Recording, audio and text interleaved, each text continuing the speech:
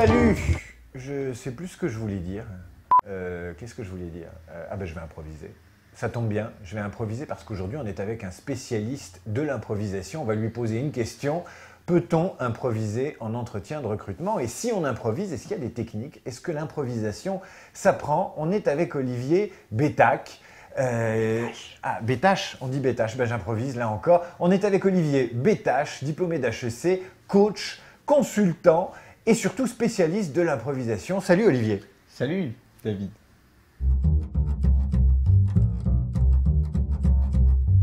Je rêvais de rentrer dans la télévision, donc c'était un entretien chez M6. Et donc j'étais arrivé tout fringant et la personne des RH m'avait dit « Écoutez, on veut bien vous prendre, mais vous êtes quand même rattaché à un service informatique, vous êtes sûr ?» Je dis « Oui, moi je veux faire de la télé, c'est super !» Donc ils m'ont pris quoi. Et je suis arrivé le lendemain quoi. Et je dis « Alors, vous avez vu les scores d'hier ?» Et là, les mecs me disaient « Bah non, on n'a pas la télé, on s'en fout. » Et je me suis rendu compte que j'étais dans un service informatique qui était chez M6 mais qui aurait pu être ailleurs quoi. Et donc je me faisais monstrueusement... je m'ennuyais énormément et je suis parti au bout de 3 semaines refaire du théâtre. Et j'ai compris par là qu'en fait, un entretien d'embauche, c'est pas seulement se vendre, c'est une convergence d'intérêts. C'est-à-dire qu'il faut que ça vous plaise aussi, il faut que l'entreprise ait intérêt. Mais si on s'oublie complètement et on oublie son intérêt, au final, on va vite à l'échec. Au début, c'est assez curieux parce qu'en improvisation, on va vous demander de commencer des phrases sans avoir aucune idée de comment elles vont se terminer et d'accepter de vous jeter à l'eau. Donc au début, ça va être catastrophique parce que vos fins de phrases vont être ridicules et à force, vous allez prendre la technique et vos fins de phrases vont avoir du sens, vont être percutantes, vont faire mouche alors que vous ne les aviez pas préparées. C'est comme ça qu'on travaille la répartie en improvisation.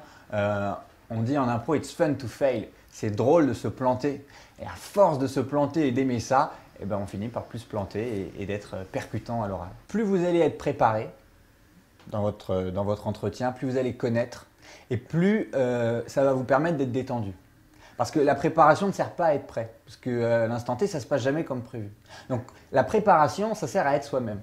Ça sert à être détendu. Et les comédiens travaillent des techniques pour arriver à l'instant T, quand le thème tombe du public, à être détendu, à être dans du plaisir. Et toutes ces techniques d'improvisation, elles servent à écouter, elles servent à rebondir sur l'instant, elles servent à capturer l'instant, elles servent à s'adapter en fait, tout simplement. Et plus vous êtes préparé, plus vous pouvez improviser. Les tout premiers exercices que je leur fais faire, c'est d'abord ce que j'appelle l'exercice des photos. Je les mets en rang, 4 par 4, et je vais leur donner un thème de photo et je vais leur demander de s'avancer et de mimer la photo. Ils n'ont pas le droit de parler entre eux. Et donc si par exemple la photo, je sais pas, c'est Noël, c'est la saison, l'un va s'avancer, va faire un sapin, l'autre va s'avancer, va faire le Père Noël, l'autre un cadeau. Et c'est très intéressant de voir, alors qu'ils n'ont pas pu échanger entre eux, est-ce qu'ils se sont écoutés? Est-ce qu'il y a 3 Pères Noël? Est-ce qu'il y a 4 sapins? Ou est-ce qu'ils ont su s'adapter les uns? Et on voit plein de choses. Avec cet exercice, on voit par exemple un qui va prendre son copain et qui va le jeter en lui disant « tu vas faire le sapin ». Et là, on voit plein de choses sur la personnalité de la personne. L'autre exercice qu'on fait souvent, c'est l'exercice du gromelot. C'est-à-dire vous prenez deux participants et l'un d'entre eux doit dire un discours fleuve, mais dans une langue qu'il invente. Fadi, fada, pulu, ka, papou. Heureusement, l'autre est son traducteur en français. Et donc, alors qu'il n'y a aucune préparation, s'ils arrivent à montrer qu'ils sont en résonance l'un par rapport à l'autre, qu'on a vraiment l'impression qu'ils traduisent et ils rebondissent les uns sur les autres, là on commence à rentrer dans quelque chose. Voilà, tous ces exercices en fait, ils sont là pour nous apprendre à domestiquer l'instant, à rebondir sur l'autre, à essayer de sortir quelque chose alors qu'on n'a pas eu le temps de préparer et on le fait quand même et on ne perd pas la face et on le fait avec le sourire.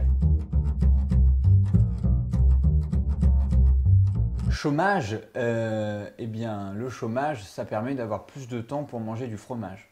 C'est déjà un avantage. Pôle emploi, je préfère Steve Jobs. Franchement, il donnait plus de boulot. Mais bon, ils ont Steve Jobs, on a Pôle emploi. Chômage des seniors. J'aurais envie de dire jardinage, reconversion, c'est un sujet sérieux. Je ne sais pas si on peut en rire. En tout cas, les seniors nous apportent beaucoup.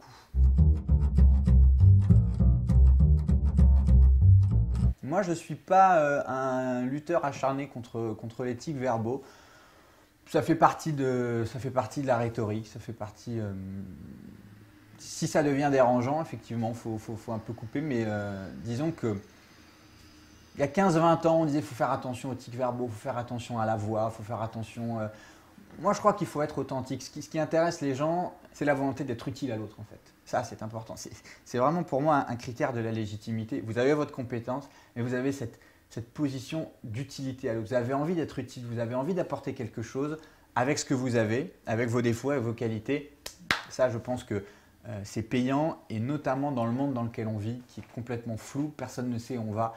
Si vous avez une ligne directrice, si vous avez quelque chose à apporter, si vous savez où vous allez, à ce moment-là, vous diffusez quelque chose qui est rassurant parce que vous avez, voilà, vous avez un but.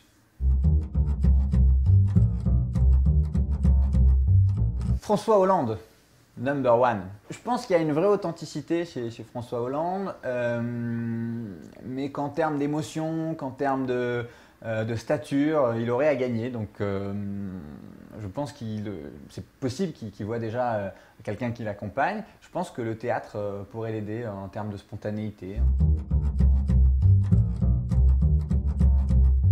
Je sais qu'il est beaucoup coaché. Et on sent toute la technique qu'il y a derrière. Moi, je l'ai pas mal observé, je l'ai vu progresser en fait. Il a la répartie, il a la technique, il a le souffle, et tout ça c'est très bien. Et je me dis que ça manque un peu d'authenticité, du coup, à force de coaching, à force de technique, qu'est-ce qui reste derrière? Et je pense qu'en termes d'émotion, il devient un peu aseptisé. Je crois que j'essaye de dépassionner dans les rapports professionnels, de gérer mes équipes voilà, en me concentrant sur les enjeux et en essayant de mettre mes sentiments, mes émotions, ma jalousie, ma culpabilité, toutes ces choses un peu de côté, et de me concentrer, de ne pas mélanger en fait les enjeux qui nous occupent et la relation. J'aimerais peut-être être encore plus proche des gens. Peut-être que le fait d'étudier le comportement humain depuis un certain nombre d'années amène un certain nombre de déformations professionnelles. On voit des choses, on voit le non-verbal, on voit où vont les yeux, enfin on arrive à voir pas mal de choses, et parfois ça peut nuire un peu à la spontanéité. Donc j'aimerais bien retrouver une fraîcheur voilà, dans les premières rencontres.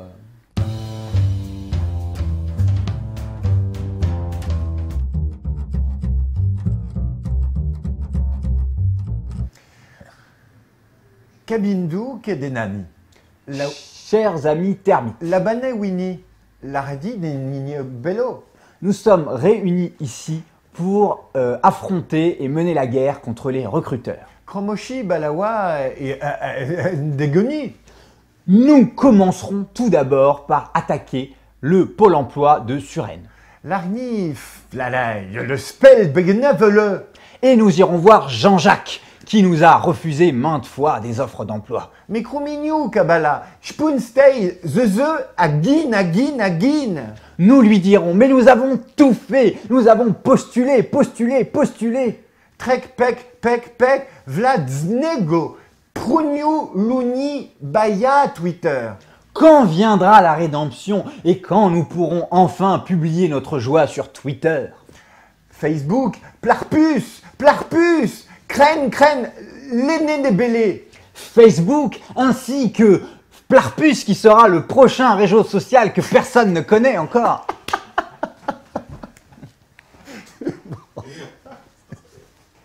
Parfait. Bon, ben, je crois qu'on a fini.